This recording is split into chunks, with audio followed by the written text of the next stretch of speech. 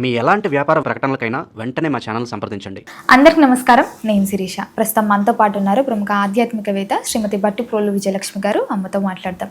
నమస్కారం అమ్మ. నమస్కారం అమ్మ. అమ్మ, చాలా మంది బయటకు ప్రయాణం చేస్తున్నప్పుడు కొన్ని ఆటంకాలు ఎదురవుతూ ఉంటాయి కదా, మరి అలాంటి ఆటంకాలు ఎదురు కాకుండా ఉండాలంటే మనం ఫస్ట్ ఇంట్లోంచి బయటకు వెళ్ళేటప్పుడు ఏం చేయాలంటారు? అసలు ప్రయాణ సమయాల్లో బయటికి వెళ్ళేటప్పుడు గణపతిని ప్రార్థించి, నేను వెళ్ళేటటువంటి దారిలో నాకు ఎటువంటి ఆటంకాలు కలగకుండా చూడు, వెళ్ళే పని నాకు దిగ్విజయంగా అయ్యేటట్టు చూడు అని మొక్కుకొని వెళ్ళాలి.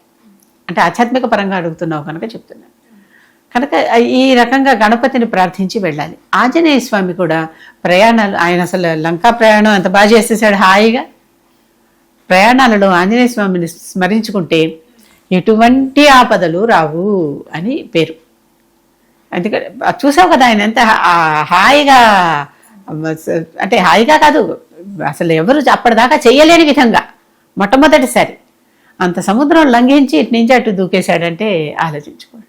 ఆ విధంగా చేయగలిగాడు అంటే కనుక ఈ గణపతి ఆంజనేయుడు వీళ్ళిద్దరినీ స్మరించుకుంటూ ఉంటే చక్కటి మనకి లాభాలు జరుగుతాయి, ఆ ఆటంకాలు రావు. ఇంకొకటి దుర్గాదేవి, ఆవిడ దుర్గతి నాశిని. మనకి ఏదైనా కష్టం జరగబోతుందంటే దుర్గతులే కదా అవి. కనుక ఆవిడ దుర్గతి నాశిని. కనుక ఆవిడ దుర్గా పేరు స్మరించుకుంటూ వెళ్తే దుర్గ దుర్గ దుర్గ దుర్గాయే నమః, దుమ్ దుర్గాయే నమః, లేకపోయినా కనీసం ఆవిడ మంత్రం దుమ్, ఆవిడ బీజం, ఆ బీజం స్మరించుకుంటూ వెళ్ళిన ఎటువంటి ఆపదలు రావు, ఆటంకాలు జరగవు, పని పూర్తవుతుంది.